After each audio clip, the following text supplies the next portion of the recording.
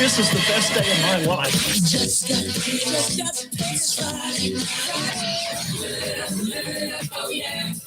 Friday night, Friday, I'm in love. We gotta do something. Absolutely. You know what we gotta do? What are you gonna do? We're gonna go out and party. For the first time in my life, I feel like there's hope. This is radio. Radio. Shock Talk Radio. Uncensored. And live. Cave Crew Radio.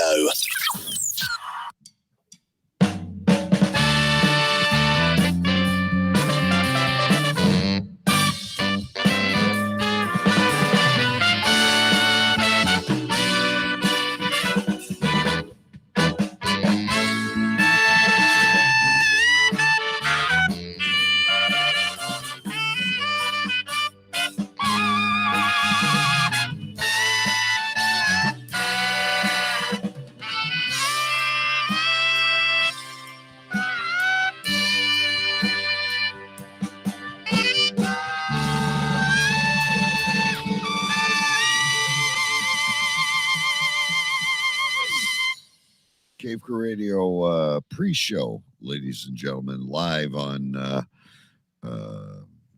cavecrewradio.com and facebook.com and YouTube as well.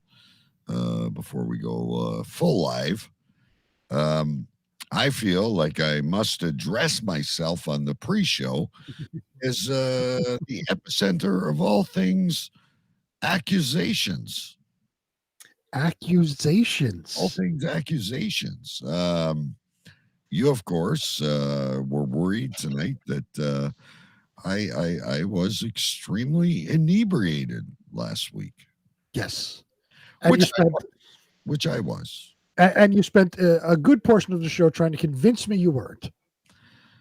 As I tried to get more sober by drinking more booze. Right. I think my favorite part of the show is, you think I don't remember things, but my favorite part of the show is, oh, well, I might as well drink some shots and try and join you. Well, I like at the end of the show, as you are slurring uncontrollably, you are telling me you are so much more sober than you were to start the show. Yeah, no, not a chance. And I fucked things up. And as I'm setting up tonight, I'm and don't get me wrong, ladies and gentlemen, I'm having some beers tonight, and it's been an extremely long week. But I'm realizing how much, as small as it thinks when I'm sober, how much I really got to do to get the show started and how much I fucked it up. I fucked up my camera. I fucked up my mic. I fucked up Be Live. Yeah, it was a complete clusterfuck to start the show. And I don't know if I'm assuming you've listened back to the show, but no, oh God, no. Oh, you haven't? Okay, so at the very beginning, I don't know what you were doing. You were on camera, but your mic was muted. Whatever you were doing, every now and then, you would hit a button and a phaser kind of effect would come over the microphone. Right. And that would be it. Then again, you were silent. So I have no idea what you were trying to do. And you kept saying, for fuck's sake. Maybe that should have been the name of the show. For fuck's sakes. And you kept saying it, and you were fucking Be Live. Yeah. So you were yelling at Be Live. You were yelling at your microphone. You were yelling at your computer, all for no reason. But I must say, you did a fantastic job of doing it. You did the stories. You kept things together. Thank you. I've dealt with any number of drunk people throughout my lifetime. I know how to work around inebriation. You did a great job. And tonight I'm back to normal drinking, right? So the problem with me is when I get into that hard shit, Beer, you can predict yourself on, right? Like, Right. so tonight I probably got 9 beers laid up. Not that I'll drink them all, Right. but you either get full or, you got to pee or you're in control with beer. Mm-hmm. I find with liquor, and I don't know how you do it because you're constantly drowning yourself in shots. That's when I lose my focus. Right. Well, it could be the type of alcohol you're drinking too, right? So everybody, no matter who you are, no matter what level of drinking you're used to, everybody has that one alcohol that completely screws them up, whether it be good or bad, whatever. Mine happens to be Jägermeister. Well, see, If I were to drink Jägermeister, bad things would happen. So yours may be, you saying you were drinking Kraken, yours may be rum, where kind of bad things happen. You lose control more quickly. You see on a weekly basis, I'm guzzling peanut butter whiskey, but that really doesn't affect me. I wake up, feeling okay the next morning. I'm all right during the show. So certain things affect you, certain things don't. And by the way, ladies and gentlemen, he says to me at I think 9:15 the following day, "Hey guys, I just want to say I'm on an Oktoberfest cruise, Yep. eating schnitzel and drinking beer." Yep. So you recovered quickly. Absolutely. I was up. We had to be in Manhattan at Chelsea Piers. We were there at around 8 o'clock in the morning. So I had to leave my house. We took an Uber into the city. So I left my house around, I want to say 7:20, 7:30 in the morning. So I was up early, showered, and all that stuff. So there was almost no recovery time. We were up, out, got on the boat, and then once we started sailing, they opened up the bar. They had the food out. So yeah, I was imbibing some Warsteiner German beer and some schnitzel and a nice Bavarian pretzel. It was a good time. And were there any before we go live here, were there any gentlemen in lederhosen dancing? Well, they had a band. They had a German band that did. They went back and forth. They did some jazz. They did some German music. Where we were, there was a guy in lederhosen, and his wife was dressed in the women version of the long poofy dress. Right. So yes, there was at least one person that I saw in lederhosen. And as a metal guy, how do you receive this stuff? I mean, because I like I love rock, I love metal, Mhm. I love classic rock. But if the wife brings me to a country concert, I'm still good. I can adapt to all things. How do you adapt to German music? Oh, it was fine. It was Okay. for especially where we're on the water. What it is you travel up the Hudson River from New York City, you go up to Bear Mountain, hang out at Bear Mountain for a couple of hours, and then you come back. It's like an all day thing. So you're on the boat, sailing up the Hudson River. You're drinking, you're eating. It's kind of a perfect match. If there was some metal band, it wouldn't go over well. I have 2 questions though. Yeah. Before we go live. Number one, did you grab a cello at any point and No. begin to play? I did not. You did not like open mic, roll out the barrel. No, And you yourself were not wearing any lederhosen. I was not. No. See, maybe if it was Halloween. I don't dress up for Halloween. You're such a spoiled sport. That's what my wife says. Well, and she's into all that stuff. She loves Halloween. All right, folks. The full show is coming up. We're going to have a great show for you, Ed. And the announcement of the first trivia challenge. So as we wind down here, let me remove things from the no, I don't want that. What am I doing? I'm in the wrong spot. Here we go again. Here we go again. All right, I got the clock down. And now I got to remove that one. Thank you. That's the one I wanted to get rid of. All right, here we go, kids. We're live. Let me hit the right buttons, and we're going to have a great show tonight.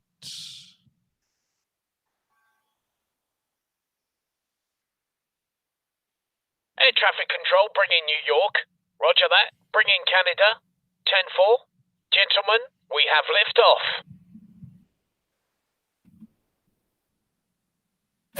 10, 9, 8, 7, 6, 5, 4, 3, 2, 1. Warning, Will Robinson. This program contains bad words. Use caution. If easily offended, enter at your own risk. We are back. Cave Crew Radio, Season 8. Always on cavecrewradio.com. There was a time when the world turned their back on men. Men with a dream and savage yearning within them. Legions compelled by passion that knows no boundary. A consuming flame that defies plausible explanation. Battling the forces of domestication, they find the courage to band together to experience the awesome power of the men.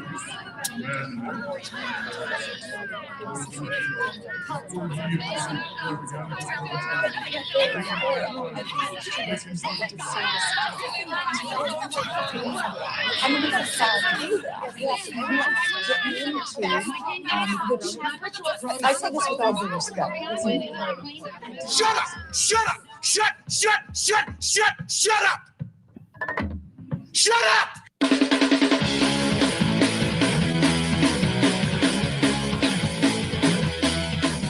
Tonight's broadcast of the Masculine Feminist has been commandeered by the secret society No Ma'am. Gotta go to a place like a shot and a beer, steak, man. Saying we can stop, get pancakes, and then we'll get laid, all right? Why do you drink ice cold beer on a hot day? Mr. Clavin, what else are you gonna do with it? To alcohol, the cause of and solution to all of life's problems. The Yankees are champions of baseball! It's a power goal!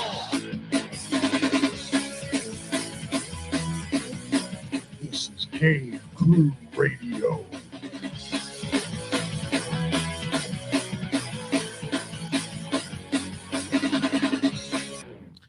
Indeed, it is, ladies and gentlemen. Cave Crew Radio is the name of the show. We are live on Facebook. We are live on YouTube.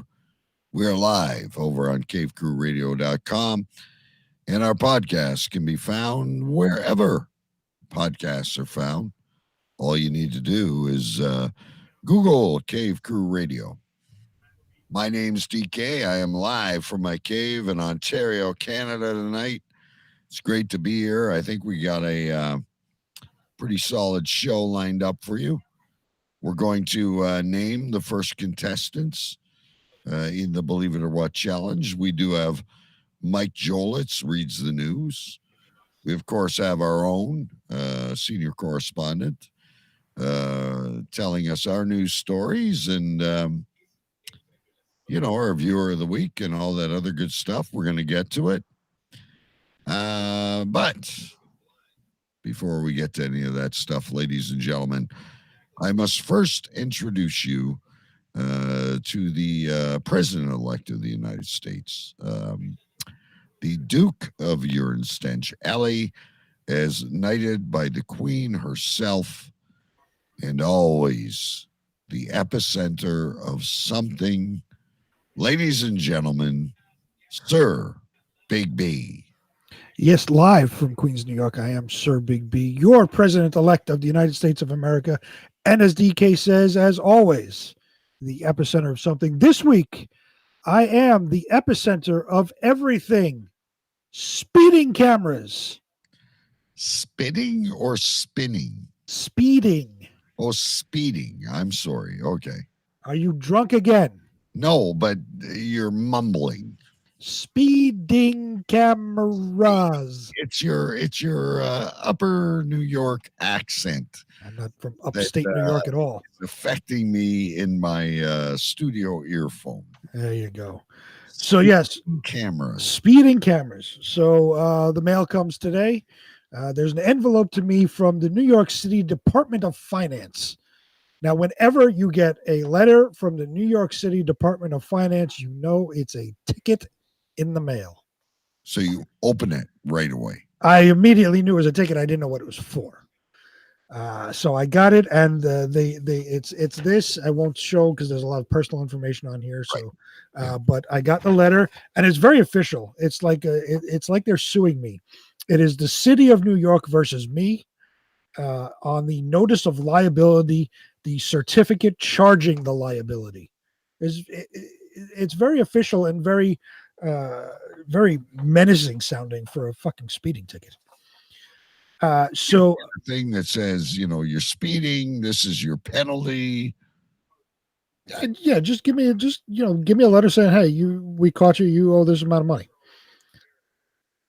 So apparently 2 weeks ago, and I know where this is, I remember being there, I was caught speeding in what they say is a school zone, which first of all is bullshit. Of all, it's bullshit because I know exactly where this is, and I was past the school. The school was behind me, not even on the same block. It's like 2 blocks up after the school. They're saying I'm still in a school zone. So fuck you, City of New York. Oh, boy. Let's see. The vehicle was traveling at a speed more than 10 miles an hour above the posted maximum limit within the school speed zone. Oh. Photographs evidencing the plate and violation are shown. So what they say the posted speed was 25 miles an hour. They clocked me at 38 miles an hour. Oh, that's bad. That's bad.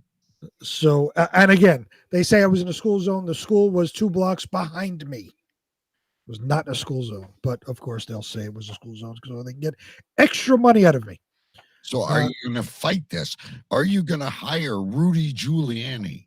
I am not. The fine is for $50. I'm not going to fight it because there is no fighting basically because they have my posted speed, the posted speed limit, my speed at the time they got me, and pictures of my car and my plate. So there is absolutely no fighting this.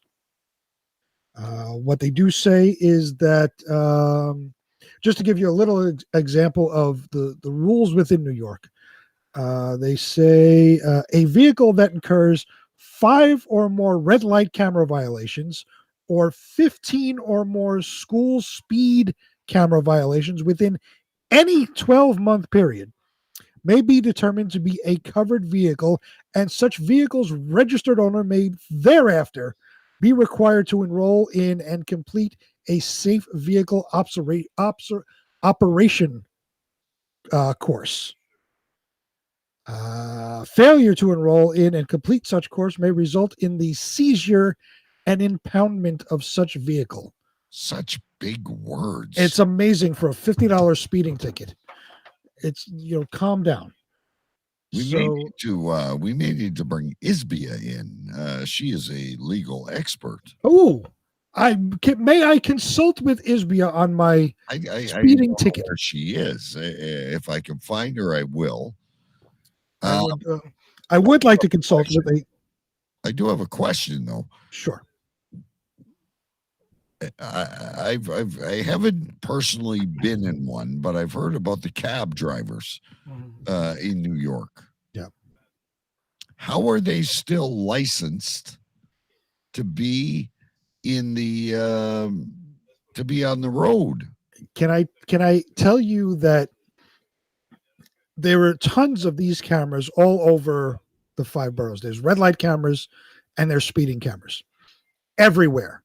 So what this has done to the New York City cab driver and Uber driver is they have slowed down to the point of they drive like an 85-year-old person.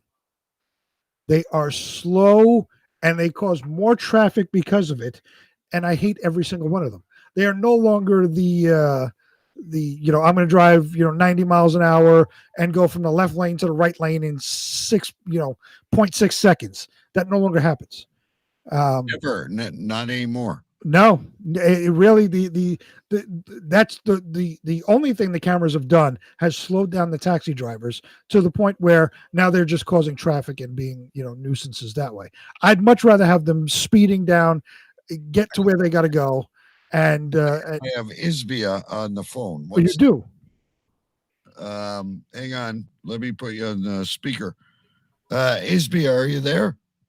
Yeah, sorry, I gotta drive back to McDonald's. They forgot Jake's wrap. Oh, okay. Well, you're driving back to McDonald's. Big B has a legal question about a speeding ticket. Go ahead, B. Well, she's not going to hear me. Hear you though. So Big B received a speeding ticket in New York from a speeding camera. Yeah, but she's not going to hear because you're in my you repeat what I say. From a speeding camera. Different rules and regulations over there. Right, but what he's asking is it was from a speeding camera. Go ahead, Big B. What's next? Speeding camera, and they say it's a school zone, but it really wasn't. He says they are accusing him of being in a school zone, but it really wasn't. The school was 2 blocks behind me. It was 2 blocks behind him, yet they have video footage. Well, we have a thing where you can fight it, and 9 out of 10 times when you can mail in the ticket and you can fight the ticket over here, wherein 9 out of 10 times it just gets thrown out because they don't want to waste their time going to court. Okay. Is that the case with camera tickets? I don't know how it works over there, but yeah, it's the same thing over here. If you get a ticket, if there's cameras at the stoplight, if you get a ticket, they mail it to you in the mail. Does that work with my drunk driving? Oh, never mind. You didn't know about that. I'm joking, Isidore. Can you please ask her? Can you? I gotta get off the phone because there's a major accident and some kid just got hit by a car. Oh, please report back when you get home. That's terrible. All right, we're not going to make fun of that. Okay, I gotta go. All right. Oh shit. Talk about a killjoy. Jeez. I just hope she didn't hit the person. Right, we're having fun, and all of a sudden, it says you can fight it. Well, Facebook. First, please identify yourself, Facebook user, and tell me, since there is photographic evidence of me doing it, how exactly can I fight this? Yeah, we need. And if Isidore was at home, she probably will. We'll bring her on maybe next week. Someone said they wanted a chicken sandwich. I'm completely confused. I have no idea what that has to do with this, but that's okay. Anyway, well, what happened is apparently my wife went for McDonald's and they fucked up the order. And that's that's producer Scotty. Or DTR. I don't know what DTR. DTR Scotty. It's Double Talk Radio. All the fucking cats. I don't know where he is right now. Double Talk Radio. Okay, I was trying to figure out what DTR was. Now, do you on fucking Scotty? He's like, I text him. I go, hey, are you available for the 8 days? Like, oh yeah, I'm off those days. Anytime. It's too late now. God damn it. So you're gonna be summoned when you get summoned. Yes, she was going to McDonald's, and I hope the kid. Now I'm all upset. The kid's all right. Wait, so all right. Let's forget about the kid that got hit by a car because that's horrific, and we don't need to talk about that. What are you getting from McDonald's? I am not looking for a healthier lifestyle, Big B. It is Friday night after the show. Sure. I will have a grand Big Mac a fillet of fish, and a poutine. Did you know McDonald's did poutine? I did not. Yes. Now, can you explain to me what a grand Big Mac is? Because here Big we Mac. just have a Big Mac. Yeah, but it's like bigger. It's a bigger Mac. It's a bigger Big Mac. It's like the size of a Whopper, but it's a Big Mac. Aha. Okay. It's very good. Gotcha. And anyway, we'll have to invest. I think this ticket story is a Big B behind the scenes story.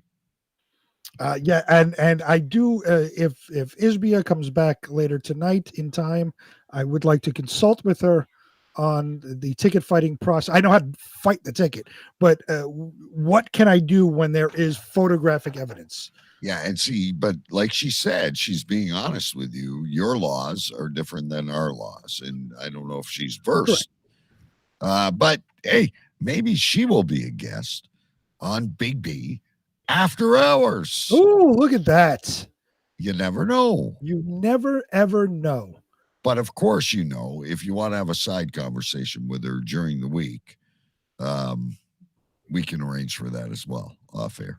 Well, it took her 9 months, and you getting involved for her to accept my friend request. So I don't know if that's going to happen. It took another 9 months for me to convince her that I knew a person that sold Sensi.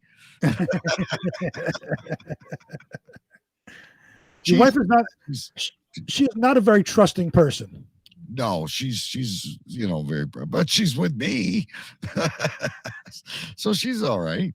No, I never said there's anything wrong with her. She's just not a trusting person. Saying, like, I'm not a normal guy, so come on. That's what scares her. Is she's like, you're from the Carnival, DK, and I don't trust anybody that you lead me into unless I have a flashlight to see in the darkness.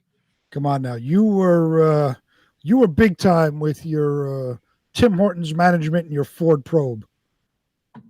And my semi-professional hockey career. And your semi-professional hockey career. You were big time. I was. But right now we got to do K4 Radio. So listen, before we get into any of the mishmash and all that other stuff, I don't know about anybody else, but I am so excited about this tournament that we have going on. Anyone that's listened for a long time knows that we've been doing Believe It or What, and everyone that's played it or been in the audience when we played it has had a lot of fun. So we have an announcement to make. It's now going to get underway. Are you ready, ladies and gentlemen, for Big B's Believe It or What Trivia Challenge? We'll have 8 contestants competing, with one winner facing our champion, Sir Big B. The topics will be random. The opponents will be random. The road to the top will be filled with slippery slopes. Who will be the final person standing? To find out, you must believe it or what? Or what? We have the announcement that next week the tournament is going to kick off. Big B, are you ready? I can't wait. All right, here we go. And now, the Believe It What Open Challenge. Who will survive? Now, DK, who are our 2 contestants? The 2 contestants, Big B, that are going to start us off is the champion of the Choo Choo Mania this year, the lovely Amanda, versus the always mysterious and most excellent Eric the Swede. It's going to be one hell of a matchup. I don't know. You predicted Amanda, I believe. I did predict Amanda.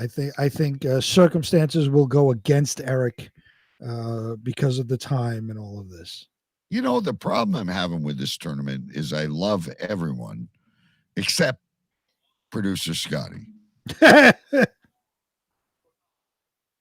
And maybe Africa. But this is like, I'm torn on this matchup. It's going to be awesome. It's going to be like random general trivia. So it's not in the favor of My Little Pony. It's not in the favor of tugboats.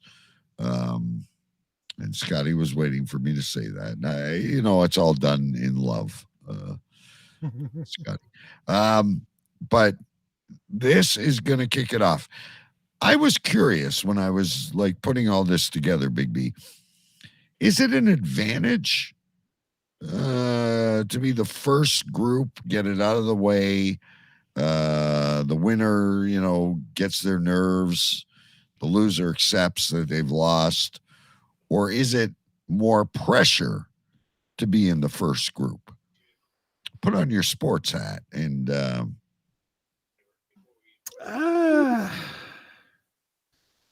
I certainly wouldn't say it's an advantage because we know this is going to take place over this entire season, so it's not like there's any waiting time or there's not a home field advantage, so to speak.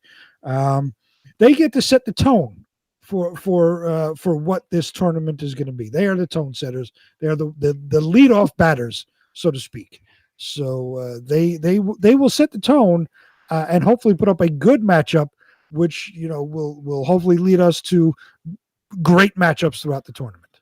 So you're thinking like the other 6 contestants should watch this to see what we're going to throw at these people, because Believe It or What has always had a theme, and this will have no theme. These are like randomly generated questions. There'll still be multiple choice, but you might get history, you might get music, you might get children's literature. Who knows what's going to come up? Right. I think well, Amanda knows Believe It or What. She participated in Believe It or What in Choo Choo Mania, so that gives her an advantage over Eric the Swede. Although Eric the Swede did participate in the My Little Pony, I still think Amanda has the advantage because she's with us most every week. She's seen various categories come through.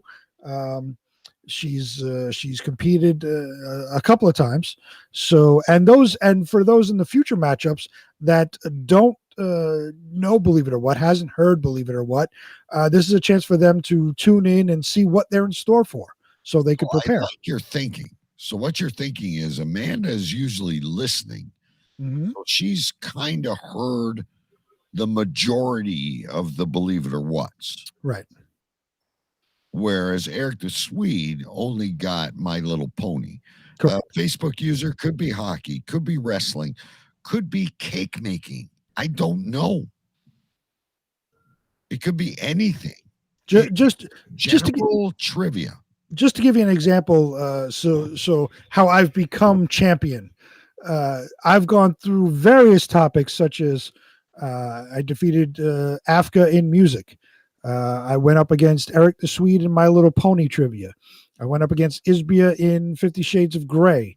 I've done general against, when we first started this, it was just general questions when I was going up against Afka. I've done boat trivia. You even beat yourself. And I beat myself. So it's a whole gamut of topics. It's never one specific thing. And do you have any tips like for the contestants? I mean, I don't want you to put your crown on the line, but I know one thing. I guarantee you one thing, ladies and gentlemen. He watches for his opponent's facial. When it's his question, he'll watch for his opponent. I got that. Yeah, you can't do that. You got to have a poker face.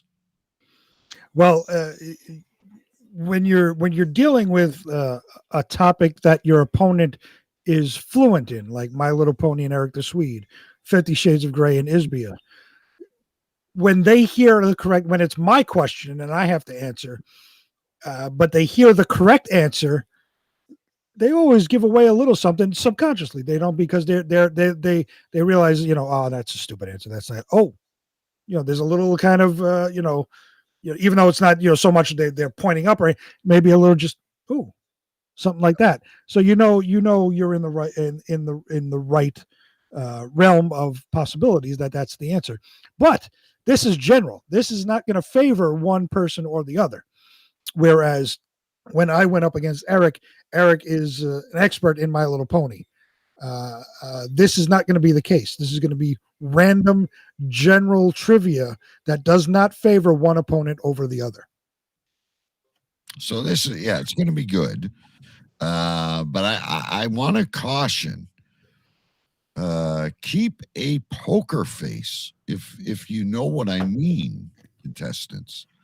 This Big B, he eliminates and he goes more or less into a 50-50, but he also plays on your body language. As much as I'm the quiz master, I've been watching this for a year, at least. And to everybody out there, I'll make it a fair game. You come up against me. This is what I do. When you're listening to the question and there's the multiple choice answers, what makes the most sense in your mind that would be the answer? That's generally the actual answer, because there's going to be one ridiculous one that right off the bat is stupid and makes no sense to the question. Then there'll be one that could be, but most likely isn't. And then there's going to be two that are similar, that, one could be or the other. And then you toss that up. Like you're saying, you do a 50-50. You got to reason. And then from there, in your mind, think about the question again, think about those two answers and which one to you makes the most sense. Right. Generally, that is the correct answer. He's helping you because out of these 8 people, only one. Mm-hmm. So you win one, you still got another opponent. You win another, you still got another opponent. And then you've got to face Big B. That's right. That's it. Here we go. Fact or fiction? True or false? Right or wrong? Let's go. It's time to play Believe It or What? Or what, ladies and gentlemen, it all gets underway next week. Bring them back up one more time. It's Amanda, the winner of Choo Choo Mania, versus Eric the Swede, all the way from Sweden. So this particular round, if you want to get international about this, which is there's England, there's Canada, there's Sweden. There's Dakota in the United States, more Canada. There's it's all over the place. Ohio, different places. It's not just a challenge. It's global. And we can't forget Pittsburgh. Otherwise, Scotty will get mad. Oh yeah. If I forget Pittsburgh, I'll send the guy into another depression. Pittsburgh, Pennsylvania. Scott versus Scott. Scotty, the producer, versus Jason Scott. It's going to be great. I have a question for you before. I think we should do Mike Jolitz reads the news before we go into your stuff. Sure. And, of course, I have a surprise irritation for you tonight. And it's not who you think it is. There's always a surprise for me. Yeah, but you normally go, oh my God, I thought we could go a year without him. It's not him, I promise. Okay, I'm very curious to see who this is. Maybe we'll do that first before we go to Mike Jolitz reads the news. Okay. But I did have a question for you. Sure. Normally, last week I had a breakdown and things weren't going so well for me on the production and so tonight I wanted to make sure everything was working well. What do you do when you don't pee before the show? I always pee before the show. I might need to pee during Mike Jolitz reads the news, and that is not an insult to Mike Jolitz, but the way I'm feeling now, my bladder's strong. I'm still okay. All right. Let's irritate Big B. We haven't brought this young individual, speaking of Sweden, and in the spirit of having Eric the Swede on next week. We haven't heard from Oh, this good lady God. for quite a while. But Greta, old Greta, has not gone away. And I got you a special sound clip. She was at the Youth for Climate, and she was speaking to seemed to me like a bunch of Orientals. They seem to be the only ones that want to save trees. But anyway, old Greta, she hasn't gone away, ladies and gentlemen. Here's what she had to say, Big B. This is not about some expensive, politically correct green act of bunny hugging or blah, blah, blah. Build back better, blah, blah, blah. Green economy, blah, blah, blah. Net zero by 2050, blah, blah, blah.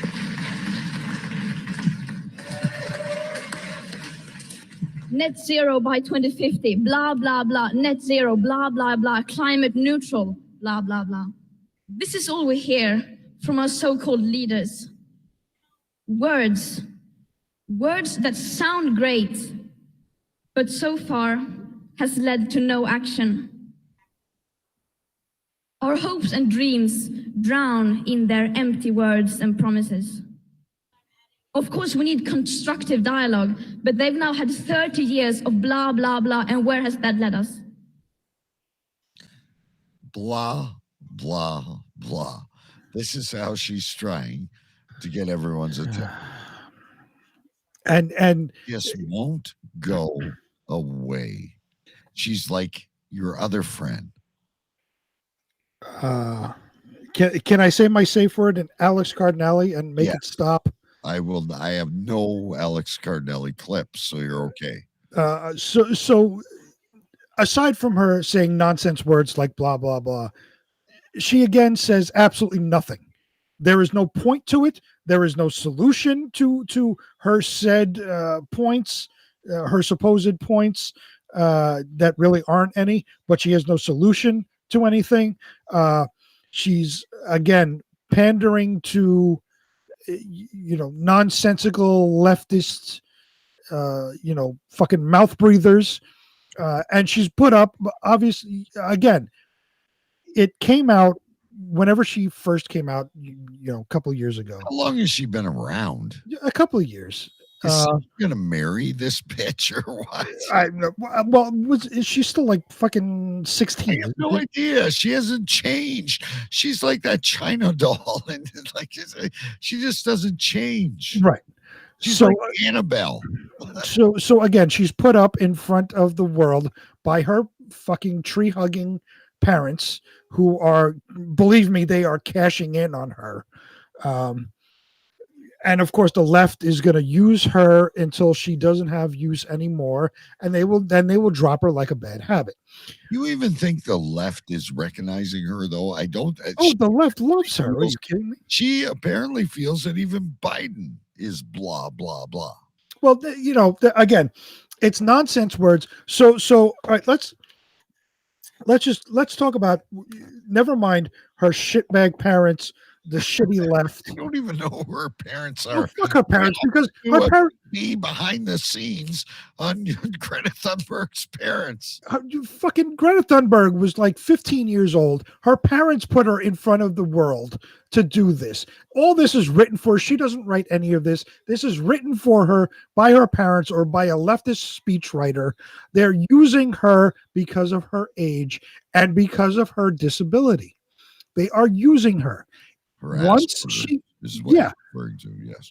Once I don't know what Asperger's is, because she seems like a normal kid to me, other than she's fucking nuts about trees. And she's not. This is called, this is the brainwashing that happens when her parents will shove this down her throat and make her, this isn't her choice. This is her parents' choice. So let's just go. Let's forget all of that for 1 second, and let's go on this speech. This speech says absolutely nothing. It said blah, blah, blah. It literally said blah, blah, blah.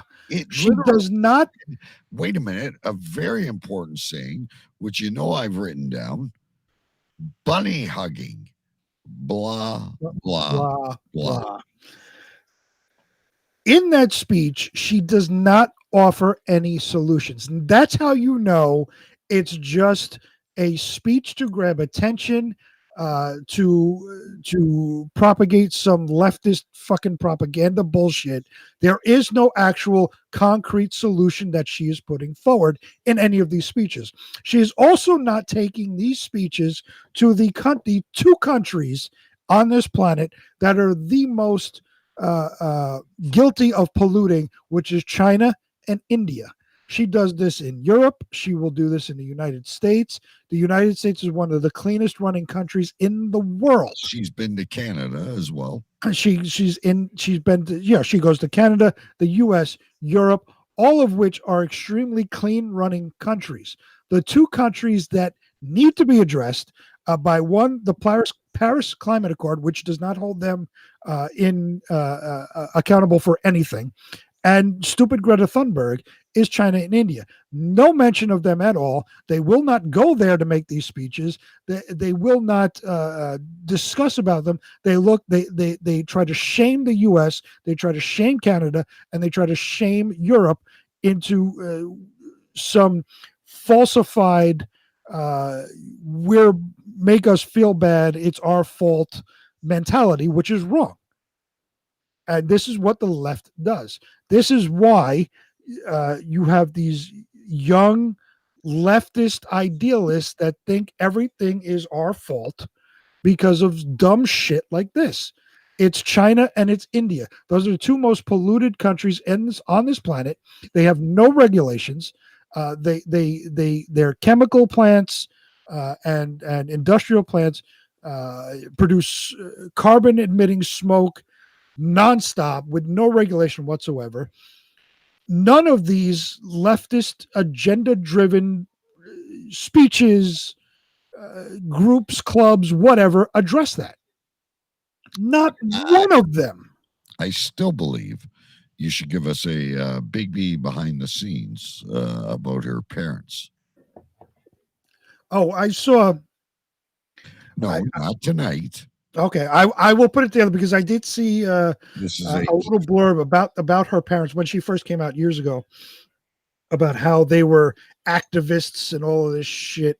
But of course, they couldn't get any message out because nobody gave a shit about them. So they used their daughter. And I hope she grows up and I hope she realizes, if she truly believes, in environmentalism and all that, good for her. Go find a solution, go work on a solution, become an engineer, become a chemical specialist, do something, make change happen. Don't just talk about it, go do it. Right. And I hope when she grows up, she realizes that her parents used her, the left used her, and I hope she realizes that they are shitbags because they are. And you hope that a botfly bites them in the eye. I hope fucking leprosy infests her father's testicles and they fall off as he's fucking peeing. One at a time, he sees them drop into the toilet bowl. He sheds a fucking tear like the Indian with the garbage in the 70s and flushes them down the toilet. Like the what? The Indian with there's a commercial there, here in the U.S. There was a commercial. Oh yes, the Indian one. Yeah. Okay, you know what I'm talking about. The Indian crying because the planet's dying. Right. He's better than Smokey the Bear. I forgot about that fucking Indian crying. Right. Poor fucking. Oh Lord. And we just started a. You need a new one. Do you have one? All right, he's not done yet, ladies and gentlemen. He knows I'm in control. I'm in the driver's seat, and he can let himself go because he doesn't have to wake up at 8 o'clock in the morning and dress in his lederhosen. All right, there's only one way to continue this on, is to bring in our good friend, and you know who he is. Mike Jolitz reads the news. Here we go. I hope we got weather this week is all I want to say. It is now time for Mike Reads the News.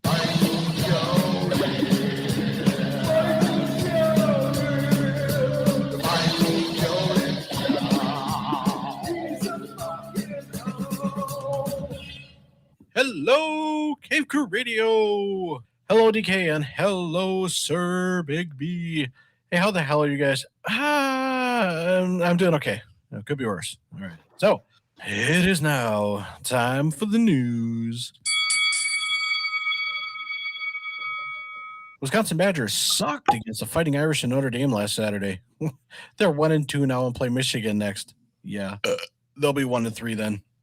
California Governor Newsom signed a bill that makes it legal for kids to hide abortions from their parents. Yeah, I said legal. What a shit show that state is.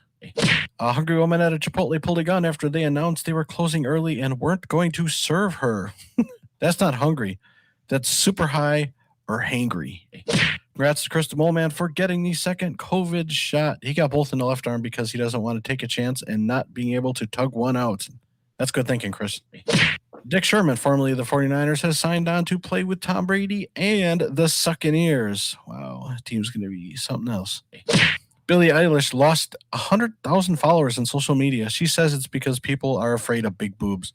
I'm not. All right, in NFL news, the Bengals beat Pittsburgh, the Falcons beat the Giants, the Cardinals beat the Jaguars, Buffalo beat a shitty Washington football team, the Jets were shut out by Denver, the Rams beat Brady and the Succaneers, the Packers kicked a field goal and won against the 49ers, and Philadelphia got waxed by the Dallas Cowgirls on Monday night. FedEx driver that posted a TikTok video about not delivering to Biden, Harris, and BLM supporters was fired. Imagine that. Wonder if it would happen if it was MAGA or Trump. Would it still be the same? And finally in the news, douchebag and all-around jerk R. Kelly was found guilty of sex trafficking and general asshole behavior. Later, dickhead, you'll be in jail for a while. Alrighty, guys, it is now time for the weather. All right, heading over to Windsor, Ontario, Canada, where DK lives. Saturday, a high of 78 and will be sunny. Sunday, high of 71 and a 90% chance of rain. Ouch. Monday has a 70% chance of rain and a high of 71 degrees. Stay dry, DK. Heading over to Queens, New York, where Sir Big B lives. Saturday is going to be 78 and sunny. Sunday is going to be 78 and partly cloudy. And Monday, 50% chance of rain, high of 74 degrees. Out here in Surprise, we are going to be looking at a lovely 91 degrees on Saturday, partly cloudy, 93 and partly cloudy. On Monday, 95 and partly cloudy. Yeah.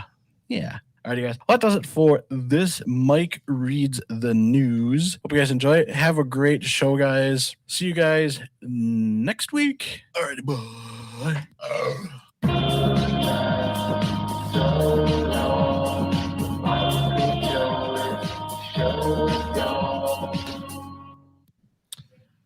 Well, we got the weather, but we got no explanation of I haven't had the weather in 3 weeks. I'm still waiting on that. And Mike, please, I know you listen. Please provide an explanation on why you couldn't read the weather for a couple of weeks. I'm dying to know. There was some kind of a contract dispute. There was something going on. He was doing a great job of the news, as he always does, and gives it to us. And, you don't need to tune in to your nightly news. You tune into Cave Crew Radio, and Mike Jolis gives it to you. Sports, news, everything you need to know. But there was something going on with the weather. Like, I don't know if his weather app wasn't working or, he didn't pay the bill. We don't know. I have no idea. I don't know what the issue was, but I'm dying to know. So, Mike, please let us know. Give us a special edition of Mike Jolitz Reads the News, the editorial edition. Yeah, a weather editorial on why you couldn't. Next week will be tough with what we got going on, but we need to know. Record a video or an audio clip that we can share to Cave Crew Radio. We need to play it on the show because I was befuddled. I mean, we always get the weather. Right. And aside from that, I'm noticing that, everyone thinks in Canada, all it does is snow and snow and snow. Our weather is very comparable, Big B, where I live and you live. Now you're drinking, so I'll keep talking. And the other thing, I do think Wisconsin is going to beat Michigan tomorrow. I have been watching all the college football games in the United States, and I will take Wisconsin. I do have to take umbrage on one thing. Now, I'm not a fan of Tampa Bay at all. I'm a Las Vegas Raider fan. But he's calling them the Succaneers.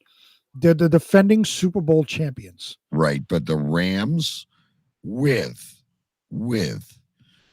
what's his name? Matthew Stafford as their quarterback defeated them last week. Well, they're not going to go undefeated the entire season.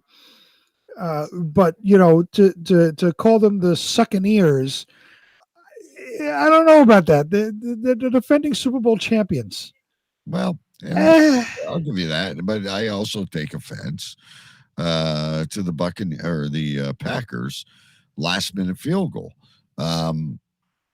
I truly think the Packers are one of the better teams in the NFC.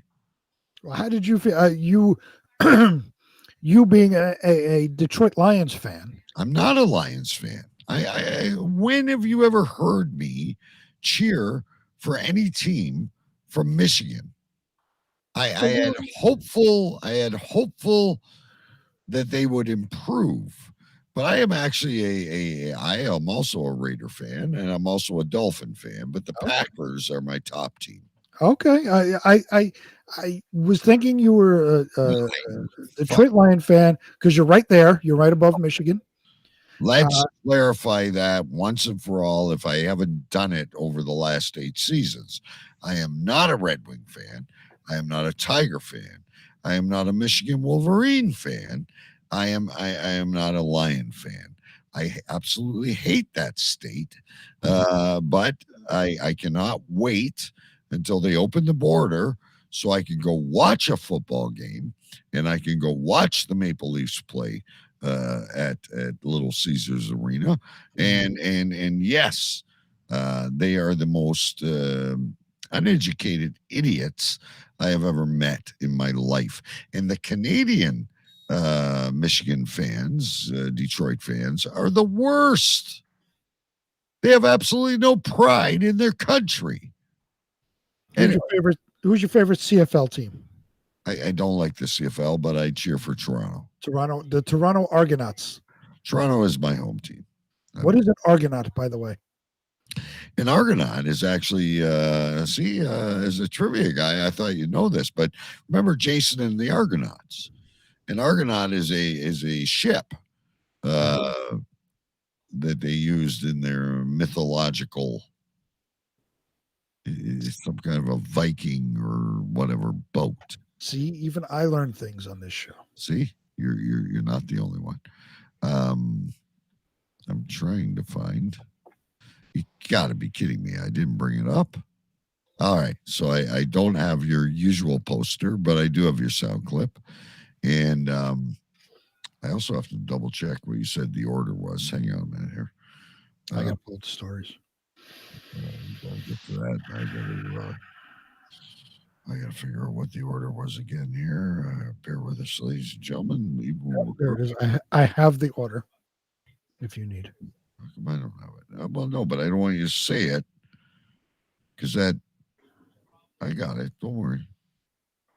I'm going to scan by all this bullshit with Stu. What? All right. Well, we always put it in the Stu chat, even though Stu's Yes. not here. All right. Would you put it in the Stu chat? Here we go, ladies and gentlemen. Here's our favorite story. Now it's time for the news with our senior correspondent, the Big B. And take it away, Big B, with the news. This coming from the Toronto CTV News. The headline reads, Ontario man out $18,000 after being tricked into thinking he won the lottery he never entered. It was a phone call that came out of the blue. An Ontario man was told that he had won $3.5 million in a lottery he never entered. In a phone call. In a phone call. Hello, Bob. This is Mary or Jane from Dubai, whoever it may be. You have just won a large amount of money. Right. Right. Okay.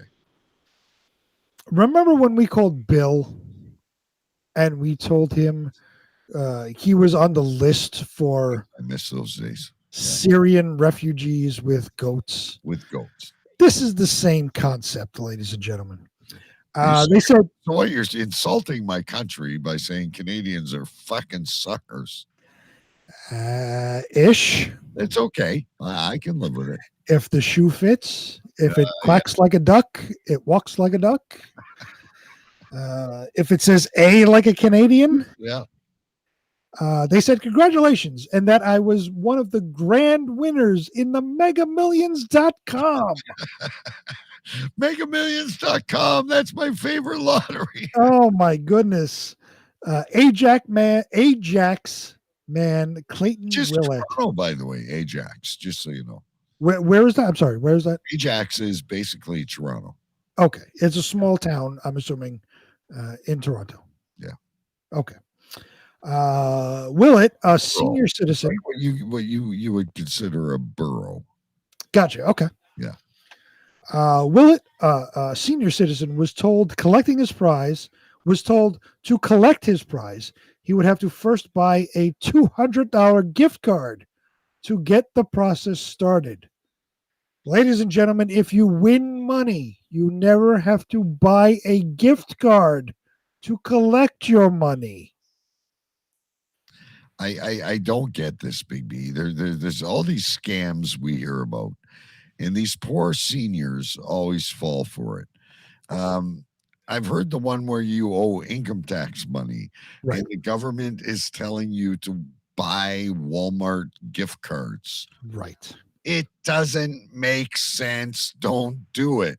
Nobody wants gift cards. You know, back in the early 2000s, we all know about the Nigerian prince scheme that was going on. Yes. You're going to get millions. Yeah. I'm fleeing the government, whatever it is. Just send me a certain amount of money to cover whatever it is, and we'll send you this $1 million. Yeah. That was 20 years ago. Yeah. So I understand. So obviously they're working. Well, this is my point. I understand 20 years ago, we're still, maybe 5-6 years into the internet. It's still in its infancy. This is a brand new thing. So people would fall for it. I get it. Yeah. We are now in 2021. We've seen all the scams. They're all over the internet of warnings. Do not fall for this. Here in the U.S., we know your Social Security number cannot be canceled because you owe any money. That's not a thing. We understand that. So how anybody, I don't care if you're a senior citizen, you were not a senior citizen 20 years ago when you found out about the Prince from Nigeria scam. Right. You know these things are scams. So in this day and age, even senior citizens do not get a pass. I got to tell you, while you're checking your notes again, I remember this one guy. It's got to be 10 years ago. But I remember getting, in Facebook Messenger, he sent to everyone, I just want to let you know, I am not in Africa. I did not lose my wallet, and I do not need money. Remember that one? Where they text you or email you, right, and go, hey, Big B, I'm lost in Uganda, and they've stolen my wallet. Can you send me $100? Yep.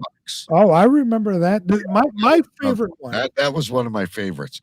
And when my one buddy sent me that or posted it on Facebook or whatever he did, I wish I would have fucking copied it. It was the best. I am not in Africa. I have not lost my wallet, and you do not need to send me money. Right. My favorite that I got was an email that stated that a very rich person was aboard an Alaskan Airlines flight that crashed. Oh. He perished in this crash. But before he boarded the flight, he named me as his sole heir to his money. Remember when we drew the names? Right. Big B. Yes, he named me as his sole heir to his fortune. If I sent a $1,200 transfer to cover the taxes, I would get his millions. Yes. That's not a thing. That's all it takes. And then, as we go on about this, I know I'm digressing from the story. I'll never forget the time, probably about a year or two ago now, that you guys told me, DK, I think you're hacked. And I don't remember what was posting on my, and I'm like, I'm not posting anything. I don't remember what it was. I was trying to sell you shoes or something like that. Yeah, it was like shoes or sunglasses or some shit that was going on. Yeah, and I had to go in and change my fucking. Right. Well, you guys just fuck off and leave us alone. We have enough misery in our lives. We don't need to. Anyway, sorry. So this person was told that in order to get his prize, he would have to get a $200 gift card. Right. He did that. Afterwards, he was told that he would need to send more money to cover the taxes, customs fees, and other expenses. Right. There's none of that involved in a lottery. Not one. Not any of it. They said the prize was $3.5 million. $2.5 million would be a certified check. $1 million would be delivered by U.S. Marshals, and they were going to deliver a 2021 Chrysler 300. Okay, now remember this. This is the part you got to capture, Big B. This guy is in Ajax, Canada. Correct. So it's not the Mounties, right? It's not the Mounties delivering the money. Right. It's the U.S. Marshals. So let's be clear. We're 44. Right. So let's be clear. The guy never went to the U.S., never entered a lottery, but for some reason, the U.S. Marshals are going to go to Canada to give him lottery winnings. Ladies and gentlemen, times, baby. Okay. These are desperate times with desperate people during this Rona. All right, so you believe that you won a lotto, right? You have to buy a $200 gift card, right? Okay, let's go on those premise. Right. You believe this? You're a citizen of Canada. Why would a U.S. Marshal bring you money? You're a citizen of Canada. Correct. You've never been to the U.S. Does this not make you feel that like Nostradamus was a real person?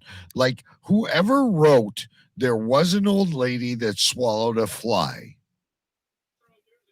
really was on to something. They, it's amazing that you don't question these things. Yeah. You may have Alzheimer's, you're out of it. But Daniel Boone is not going to knock at your door with a check when you live in Canada. Ladies and gentlemen, when you're online on some questionable site and it says there are 50 singles in your area looking for love tonight, it's not true. And if somebody says, if you're in another country and somebody says the U.S. Marshals are going to bring you money, it's not true. I always thought, though, I was always very gullible to the 50 singles looking for love. Oh my God. And I'm sure my wife is listening right now, but I was always like, you better watch your step.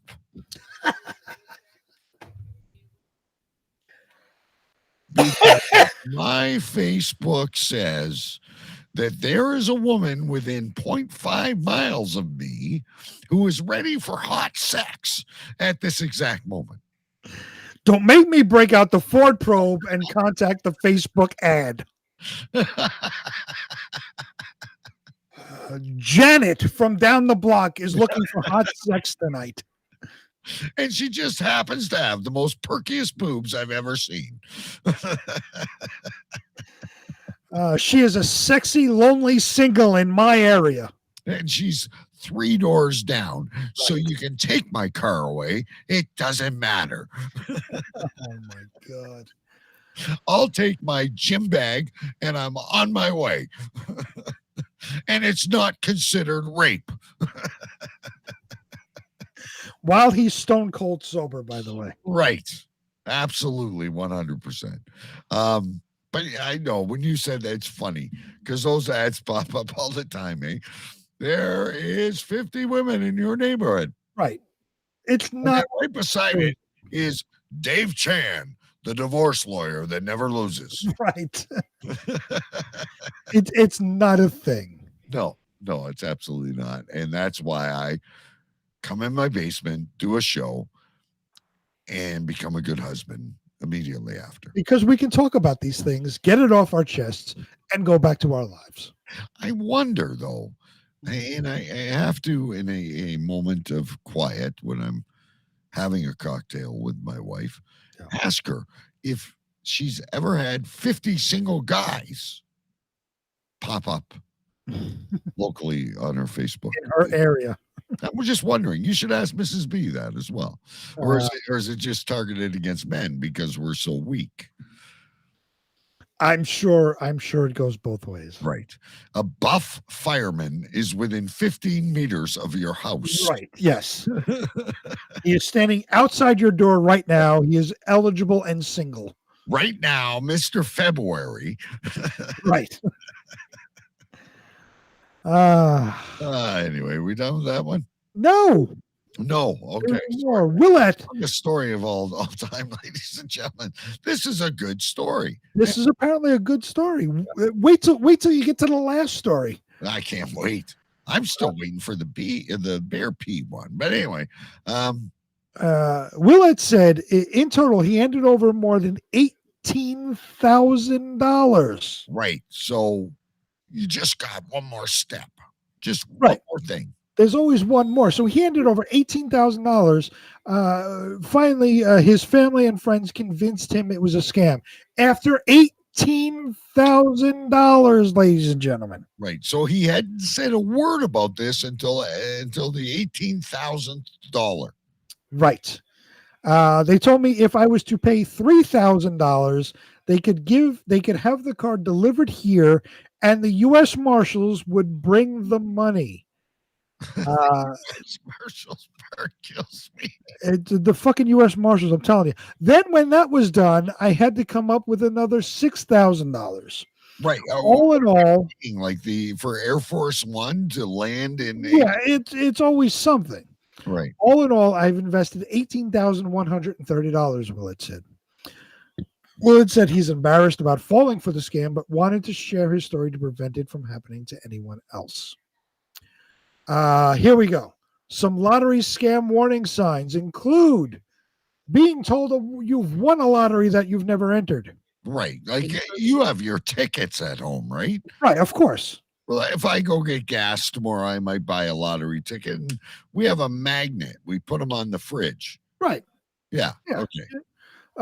You're asked to make upfront payments to collect your prize. Right. Yeah. You never have to pay to collect a limo. If you're not renting a limo to go collect your prize, there is no upfront payment. Right. Right. People may be told it's for fees, taxes, or duties, and you're asked to provide your banking information. If any of this happens, it's a scam. Scam. If you're contacted by letter, email, or a phone call saying you've won a lottery, you should never respond. Right. If you do, you could end up on a scammer's list and be targeted by other types of fraud as well. And win more lotteries. Many more lotteries. Yeah. You've won a right shoe.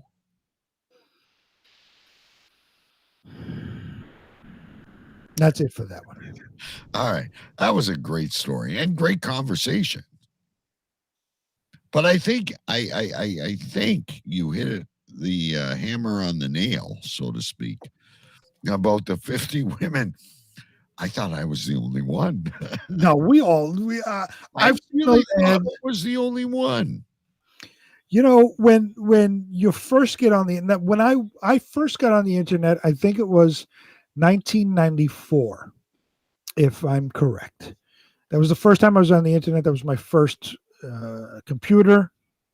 It was 19. It took like 45 minutes to upload a porn picture. Oh, it was ridiculous because you're on a 56K baud modem Just through the phone line. See the corner of the nipple, and it's like, oh, you'd sit there and you'd fucking like I was really interested. Mow the lawn before the full tit was there.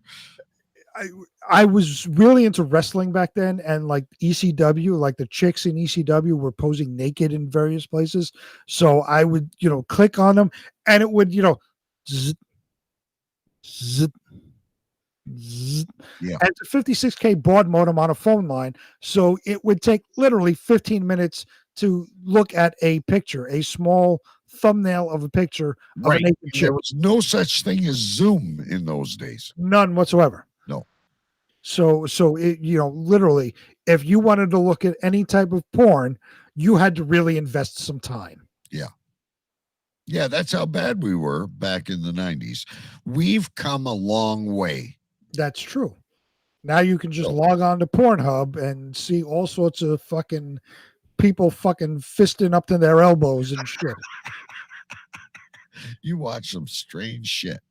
You have no idea. All right. I don't need to know about that. Anyway, next story up is from a galaxy far, far away.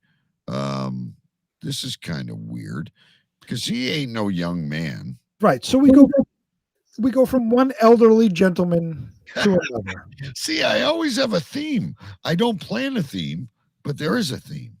There is a theme, and I have to weave them. When I choose the order, I weave the theme. This is why you are the senior correspondent. This coming from TMZ. Headline reads, William Shatner, beat me up Jeffy. Going into space with Blue Origin. Did you just say beam me up Jeffy? That was the headline. Beam me up Jeffy. Decades after he last played the role, William Shatner is going to become a real-life Captain Kirk because he's going to space on Jeff Bezos' rocket ship, TMZ has learned. Though he won't be boldly going where no man has gone before because Bezos and his Blue Origin crew already went up, sources with direct knowledge tell TMZ, the 90-year-old, I can't believe William Shatner's 90. And by the way, he just released another one of those talking albums. I love William Shatner. William Shatner can do no wrong in my eyes. No, another Canadian guy, by the way. Oh, absolutely. Anything he does is fantastic. I love William Shatner. Anything he does. You see, like Michael J. Fox is like dwindling into nothing. And here's William Shatner, 90 years old. 90 years old. Dad used to watch the original Star Treks. I was watching Twilight Zone the other day, and he's on episodes of the Twilight Zone. Oh, really? Yeah. Oh, he's on some of the most famous episodes of the Twilight Zone ever. Did he do like in the Twilight Zone? I don't think. Oh, you have to watch. What is it? I forget. Like Monster at 30,000 feet or whatever it is. When he's on the plane and there's this being thing on the wing. That's probably the most famous Twilight Zone episode ever. You have to watch William Shatner acting. It's fantastic. And by the way, folks, if you don't know, you will not want to face Big B at Twilight Zone, believe it or what. Oh, I every year I watch the Twilight Zone marathon on New Year's. I have the complete Twilight Zone season on my Plex media server. Every Monday is Twilight Zone Mondays on the Sci-Fi Network, so I watch it throughout the day. Yeah, I've watched Twilight Zone every episode at least 12 times. Do you remember the one where I don't mean to get off, I'm terrible getting off topic today. Remember the guy where he was like the giant on the planet? Yes. Oh, yeah. And the little people, and he was controlling the little people, and they built a statue to him. Yeah. Oh, yeah. Yeah, that was a good one. Yeah, I got to get Twilight more Zone. Twilight Zone. Twilight Zone is one of the greatest shows ever made, ever. Anyway, William Shatner, ladies and gentlemen. So the 90-year-old actor is slated to be part of the second crew to take the space flight in the New Shepard capsule. That would make him the oldest person ever to be launched into space. The legend of William Shatner continues to get better. At 90 years old, he's going to be launched into space and will officially become the oldest person ever to be launched into space. Could he bang Betty White on the space flight? He absolutely could, but he would no longer be the oldest person into space. Betty White would be. Right. Okay. Yeah. Gotcha. We're told Shatner will be on board. Will be on board in October for the 15-minute civilian flight, similar to the launch. So this month, apparently. What we don't know, but would be awesome, he says, if he wears his Captain Kirk getup. Now, did you hear? And I don't know if I heard right, that they're making a movie about this. Like this is all going to be. They're actually making a movie in space. It says right here. That's the very next line. Okay, sorry. It says our sources say the mission will be filmed for a documentary. We're told Shatner's people will be talking to Discovery about the special. But that didn't materialize. But our sources say Shatner and company have taken the project elsewhere and are in negotiations. I'm sure you're going to see it somewhere, because who wouldn't want to broadcast Captain Kirk actually being launched into space for real? Look, people watch every single wedding of every single royal in England. Everyone tunes into that. I'm more interested in this. Absolutely. This would be, I would watch it. Book the day off work. I would sit there and watch it all day long. Yeah. Like I said, I love William Shatner. Anything he does is fantastic. I have his, we were just cleaning up. As a matter of fact, we were cleaning up the office a couple of weeks ago, and I came across, my wife had gotten me a couple of years ago, the William Shatner Sings Christmas Songs CD. We need to have that on the CCR Christmas special. I will pull it out. I'll rip some songs and send them. You're gonna have to do that, and I think during the CCR Christmas special. But here's what I'm thinking: is this gonna happen while we're watching it live on CNN or wherever we're watching it? Jeffy, this is awesome. I shit my pants. It may very well be. William Shatner telling Jeffy he shit his pants in space.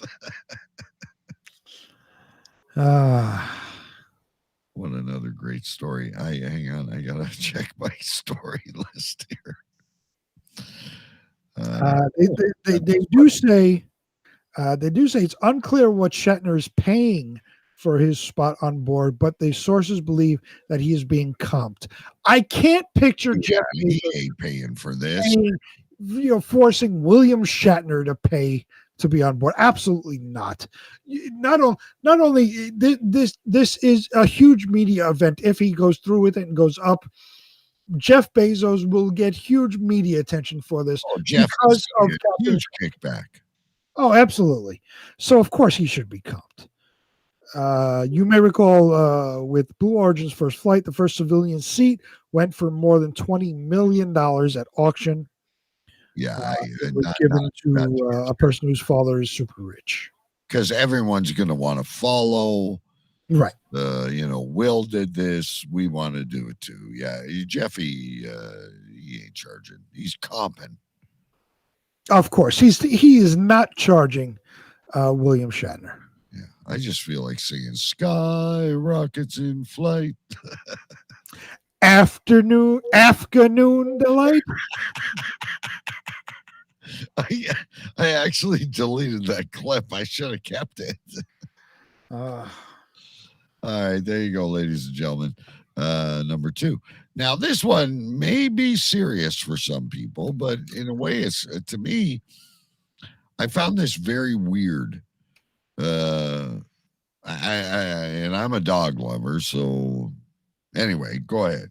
So what is the stereotype when you eat Chinese food in beef and pork and chicken? It's cat. It's cat or dog. Cat, right? Everybody says it's cat or dog. I never heard dog. I always heard cat. Oh, I've heard dog too. Oh. So this coming from the leftist liberal rag known as The Guardian. South Korean president suggests ban on eating dog meat. But I know you say it's a rag, but they actually do it over there. There's Americans and Canadians over in China and Korea rescuing dogs. Oh, for sure. No. The Guardian is a legitimate site. They are a left-leaning piece of shit, fucking agenda-driven site. But they are a legitimate site that pushes legitimate news like this. Right. They're with Greta. They are with Greta and her parents. That I can't wait to hear about. The South Korean president Moon Jae-in has raised banning the eating of dogs in the country, a traditional practice that is becoming an international embarrassment. Time out. What? Over the past several weeks, yeah, anytime you add a foreign name, you have said, would you? Anytime I've had a foreign name that I can't pronounce, I've done that. Can you say this again? I have never heard such clarity of a Korean name in my life. Well, it's a pretty clear name. Believe me, there's another story where I will do that. All right. But can you say that Korean name again? Because you dumbfounded me. Because the past 6 weeks you've been going, Sammy. Right. But there is another story coming up that I will say that. Anyway, say the Korean name again. It was beautiful. So it's the South Korean president Moon Jae-in. That was beautiful.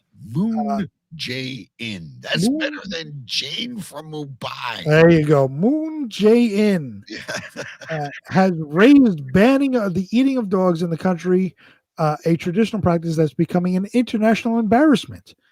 The meat has long been a part of South Korean cuisine, with about 1 million dogs being believed to be eaten annually.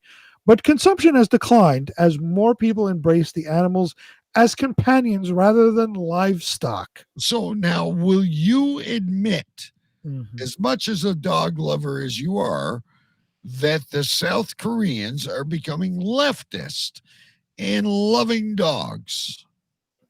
I don't know if loving dogs is leftist. Well, I'm trying to get you to get and by the Korean mentality. Right. By the way, I hate dogs. I have 3 of them. You love them. You wouldn't have them if you didn't. I don't. You guys are all full of shit. This is discussions we've had on many levels. But anyway. But yeah, if you like dogs, not smoke your dog. If you like dogs, that's not a leftist thing. No, but in the mentality of South Korea, follow me on this. Okay. This is a Korean tradition, whether we agree with it or not. Okay. I'm not going to go searching for a Korean restaurant that will serve Chihuahua. But in Korea, it's been a tradition for, many years. Now, is it a leftist swing that is saving the dogs? That's my only So, question. all right. So let's put it in terms of what we know. So we eat pigs. Right. We eat, pulled pork, bacon, ham, whatever. We eat pigs. Spam. Yeah. If there was a movement to stop eating pigs, yes, it would be a leftist movement. So yes, I would say yes. It's All right. And I'm not saying you're for it. I'm just right. trying to clarify that we may have a massive leftist movement now moving all the way in the Far East. Right. So yes, I will agree that that is a leftist movement. Okay. It says the practice is something of a taboo among younger generations, more lefties, and pressure from the animal rights activists, leftist again, has been mounting. Hasn't the time come to prudently consider prohibiting dog meat consumption? Moon asked the Prime Minister Kim Boo-kyum during a weekly meeting on Monday. You are on it. Like no one can accuse you tonight of being inebriated. you are speaking in binary. You like that, huh? Yes, you are so impressive tonight. South Korea's pet industry is on the rise, with a growing number of people living with dogs at home. The president among them. Moon is known as a dog lover and has had several canines at the presidential compound, including one he rescued after taking office. There's no saying what he ate after he rescued the dog, by the way.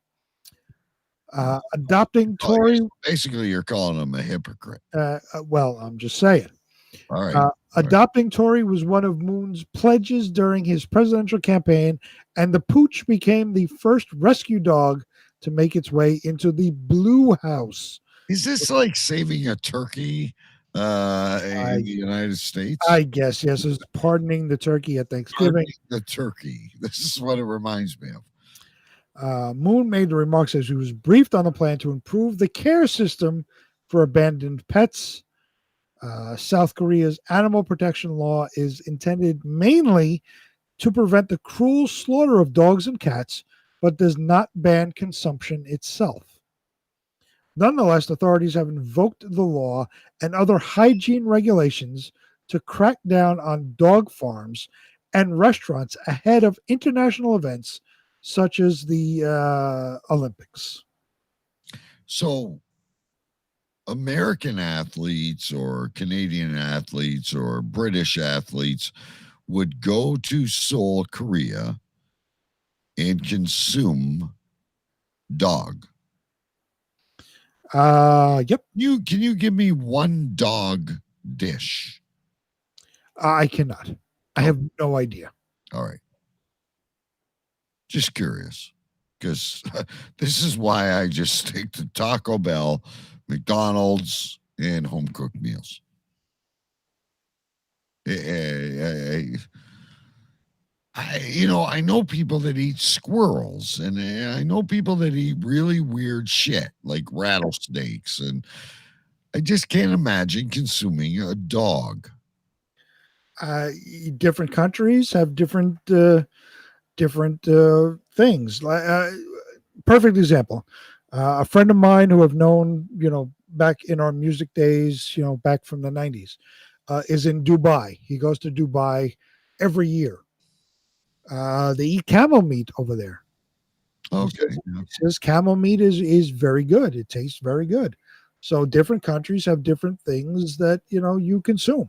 Whatever's plentiful, I guess, right? Correct. Whatever they have available that is plentiful, that they can eat.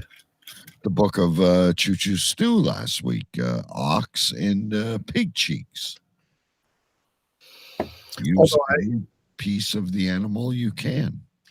I've eaten oxtail and I love oxtail. I like oxtail. I've never tried cheek. I've never tried cheek either. Anyway, I'm a dog lover. I feel terrible about this. And I know they do that though. I read about it, like the National Chinese like dog eating like I know you say you don't like dogs, but I wouldn't even like to see cats put in this predicament. I would like to see hamsters or goldfish put in their pets. Let's be clear. I don't like dogs, but I don't want them to be slaughtered and eaten. Right. I don't like dogs as pets. I have 3 of them. I don't like dogs. They're loud. They're dirty. My wife loves them. That's why we have them. If it was up to me, we would just have cats. See, I would only have dogs. But anyway, we've had this discussion many times. But right. Yeah. But you raise a almost valid argument, though. Like I would be the Greta Thunberg of this, and I would say like this should be stopped. This is inhumane. This is terrible. But in that area, if that is the only meat that they have, am I wrong? I may be. You may be, yes. I mean, that's, we look at them as pets. Other countries look at them as a viable source of meat. Just like cows. In our countries, cows are, we eat hamburgers and steaks and all that stuff. That's the cow. There could be a country out there in India, they're holy. They're holy, right? You're not going to eat a cow in India.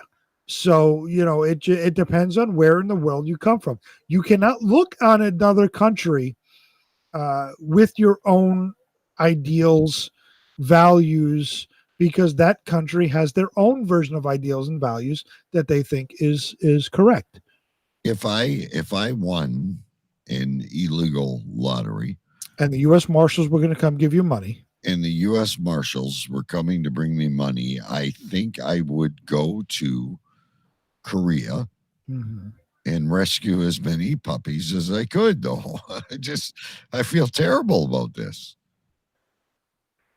Well, again, you're from the West, where dogs are pets. Over in the East, dogs are a viable source of food. It is what it is. I declare war on them. People eat squirrels. People eat, you wouldn't eat a squirrel, I don't think. But some people eat squirrels. That's pretty gross. Someone offered me squirrel chili one time. I'm like, you're fucking disgusting. Anyway, now I feel terrible. I'm going to have nightmares. From squirrels, or not squirrels, but dogs, to bears. This is, I thought, would be the story of the night, but it is not. There's obviously one better, but this one fascinated me. So this coming from Yahoo News. Self-proclaimed shaman accused of starting California fire said she was trying to boil bear urine. Boil it. A California woman, this woman in the picture, a California woman professing to be a shaman who was arrested and charged with igniting the wildfire that has thousands of homes under threat, claimed the fire was started inadvertently while she was attempting to boil bear urine. Okay, so first of all, what is a shaman? That's like kind of like a voodoo doctor. Okay, so something really evil. Doctor, kind of, that's a shaman. Now, I want to bring her back up full screen again, because you got to be pretty fucking brave to harness bear urine. Right. Which I'm sure the story doesn't tell us how she harnessed. Oh, it does. Oh, okay. I'll shut up. I'll sit back, enjoy my beer. Okay. Alexandria. It's a white woman, and you can't even pronounce her name. I will try to actually pronounce her name. It's Suvernavia. Right, that's probably her Suvernavia. shaman name. Her real name is probably Jones. Right. So Right. in this instance, it's Alexandria. Could be sentenced up to 9 years if convicted of starting the Fawn Fire, according to officials. The blaze has destroyed roughly 41 homes and 90 small structures while endangering another 2,340. Hasif not guilty, but is now reportedly thought to have ignited several fires across California. The self-proclaimed shaman said she had been hiking to Canada, over in your neck of the woods. But she's where? In California? California. Hiking to That's Canada. a long fucking hike, brother. It is a long hike, but she's reportedly doing it. All right. As the blaze approached Shasta County. Remember Shasta, the fucking soda? Yep. Shasta County. Yeah. When she became thirsty and approached a puddle of what she claimed to be bear urine. So it was probably gasoline. A puddle of bear urine. Ladies and gentlemen, let me explain something to you. Please do. This is my favorite show ever, by the way, ladies and gentlemen. So you're in the forest. When there is a puddle of anything, that means that the ground cannot let it absorb. Right. I don't know how much bears piss, but I can guarantee they are not leaving Have you ever seen an elephant take a leak, by the way? I have not. Okay. I'm just throwing that out there. I can guarantee in the forest, bears are not leaving puddles of piss around. It's not a thing. They are peeing up against trees, in the general forest area, wherever it may be. They are not leaving puddles. There's not puddles of bear piss lying around.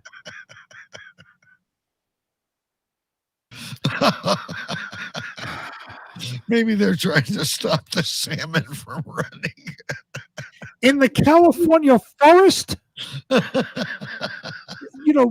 a little south of Alaska. Holy Christ! Oh Lord! Where are we? Here we are. I don't know. She became thirsty and approached a puddle, what she claimed to be bear urine. It is not. She told forest officials she attempted to make a fire to purify it. She wanted to purify bear piss, ladies and gentlemen. Yes, to sanctify it. The wood she hoped to use was too wet to start a fire. Then drank the animal urine. Oh, shit. And proceeded on her journey, according to the report. Is this before or after the fire started? This was apparently before. Okay. She allegedly became caught in some brush and had to call the local fire department for assistance. The firefighters requested she empty her pockets and fanny pack, to which she presented CO2 canisters, a lighter, and a green leafy substance she admitted to smoking that day. Wacko tobacco. California Department of Forestry and Fire Protection Officer Matt Alexandra said that she was caught with these items. Alexandria has... It gets better every time you say it. Witnesses said...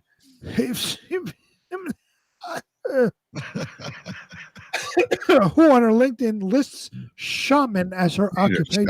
You that must have strained your vocal cord. That hurt a little bit. On her LinkedIn lists shaman as her occupation. Indicates that she was a doctoral student at the State University of New York, New York College of Environmental Sciences and Forestry. Dropped 2 CO2 cartridges the day the fire started. As if statements might indicate mental illness or drug abuse. You think? Indicate mental illness or drug use. She is also under suspicion for starting other fires. There's a high possibility she's responsible for a blaze the preceding night. It is my experience that arsonists will light multiple fires in a short time frame. Okay. So, ladies and gentlemen, the moral of the story: she did not try to purify bear piss. She was just an arsonist starting fires. But the great part of it is, this is the kind of thing that would make for a Netflix special. They just can't tell us that she was an arsonist. They have to get into everything else. I can't wait for the last story, ladies and gentlemen. Do you remember Grizzly Man? Yeah. Oh, what's his name? That wasn't his name. It was the documentary Grizzly Man. Oh, I thought you were talking about the dude with the big beard, the TV show. No. Grizzly Adams. That's Bear. Well, Grizzly Adams, the TV show, and Bear Grylls, the survival guy.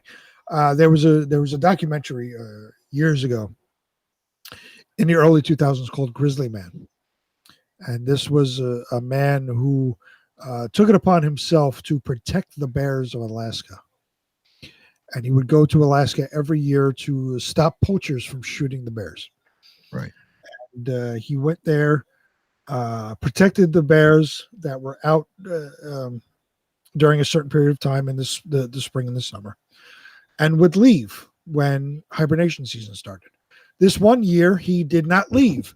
Hibernation season started, but a more aggressive form of bear came out during hibernation season and proceeded to maul and eat him.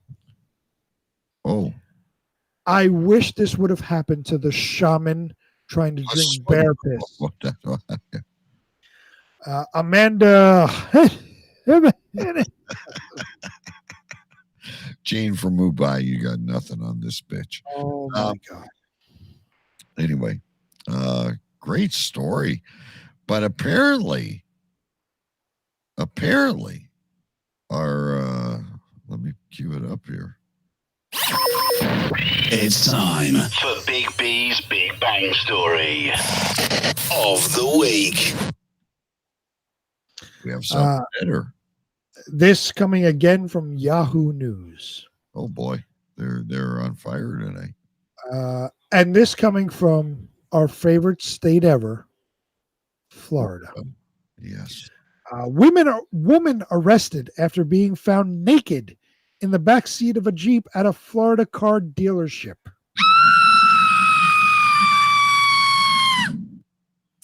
A Florida woman was arrested after a customer found her naked in the back seat of a Jeep Wrangler at a car dealership, according to police.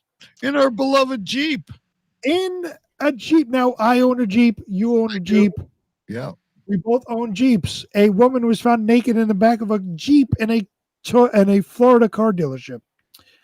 A customer at a Toyota dealership, why they have Jeeps, I don't know, on Pensacola Boulevard in Pensacola, Florida, reported to a sales associate that a woman identified as 37-year-old Alexis King was in the back of the Jeep without any clothes in the sales lot. So imagine going to the salesperson. Excuse me, Big B. I know you're with another customer. Did you realize you have a naked woman in the back of your Jeep Wrangler in the lot? Right. Imagine the surprise to the salesperson. Would you even tell anyone? I don't know that I would. But anyway, okay. A manager at the dealership told police he approached the Jeep and found King naked with her legs spread wide open. Of course. A receptionist who was with him said she saw King pulling at her vagina. Not just massaging it, pulling at it.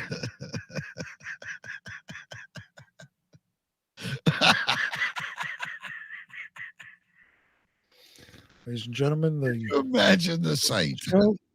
So we've talked about Pornhub and we've talked about killing dogs. We're not trying to, upset you in any way. This woman was not gently cursing the hoo-ah.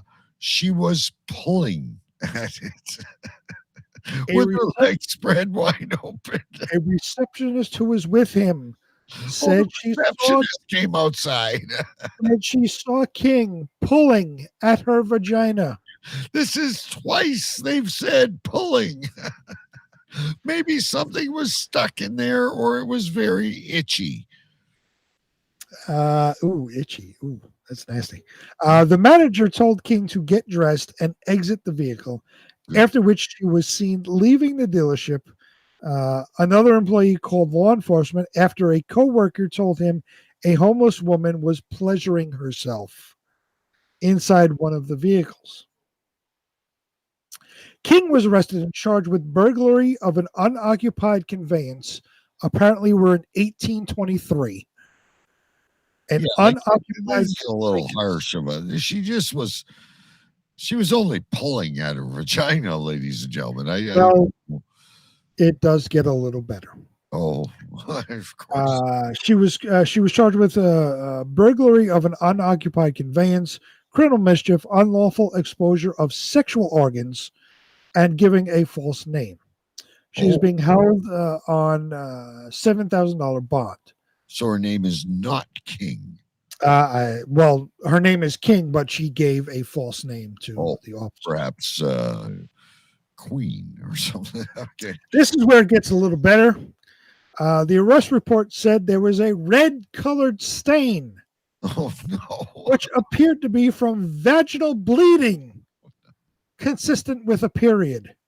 Oh, no. On the back seat of the Jeep. Oh, Lord. Can you clean that and resell the vehicle? Or? Well, the manager estimated $1,300 in damages to the vehicle. Yeah. Okay. Blood's hard to get out. So she had her period. She was pulling at her vagina, bleeding all over the back seat of a Jeep. All in good fun. Yes. And who got hurt from this? Besides the Jeep. Her clit? I don't know. Like, but I mean, seriously, like, leave the poor homeless woman alone. Like, I might be sounding leftist right now, but like, poor Mrs. King. Maybe, I don't know, but she doesn't need to be executed or anything like that. No, she is just being held for, burglary of an unoccupied conveyance. I didn't know we used such terms in the fucking 21st century. Yeah. There's nothing like period blood on the back of a newly leased Jeep. Does the person that wants to get the vehicle get a discount now that she's bled all over the back seat? And is that an honest car dealership that would reveal that? I've got a $1,500 savings because this homeless woman was pulling at her vagina. Does it go on the Carfax? Does it say accident, left side fender damage, flat tire rim damage, woman masturbating, period blood on back seat? I have no idea. You know what, though? We have to name the damn show. It's late. It's been a good one, and I've got some. I'm trying to figure out my best ones. I've got Beam Me Up Jeffy. Mhm. I've got If the Shoe Fits. Well, just recently, burglary of, I can't even read that. Something convenience, you just said. Of an unoccupied conveyance. Oh, yeah. Burglary of an unoccupied convenience. Conveyance. See, I can't even, it's Holy shit, I've been drinking and you can't fucking. no, but I've been scribbling the entire time. I also have 50 singles looking for love. And my absolute favorite, and I don't usually stand by a show name, Mhm. but I really like this one. A Puddle of Bear Urine. Okay. I'm going to guess that you have 7. I only have 2. Oh, really? I was, I was more involved. Busy. Okay. I was busy this week. That will expedite the end of the show. For sure. My first one comes from Mike Jolitz reads the news. The first one reads, general asshole behavior. Okay. And my second one, which is my favorite, pulling at her vagina.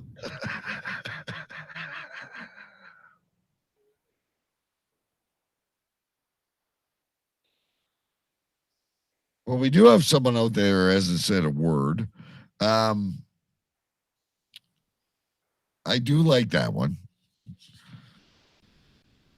But I still think a very enticing name of a show would be A Puddle of Bear Urine. What was the one you said right before that? Beat Me Up, Jeffy. 50 singles looking for love. I like that one.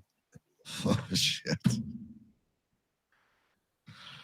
All right, well, I'll leave it to you. What's it going to be? You've got pulling out her vagina, you've got a puddle of bear urine, and you've got 50 singles looking for love, and we've got great show notes. I'll leave it to you. That's that's because I do like pulling at her vagina. I like it too, but I also really like a puddle of bear urine. And I like 50 singles looking for love.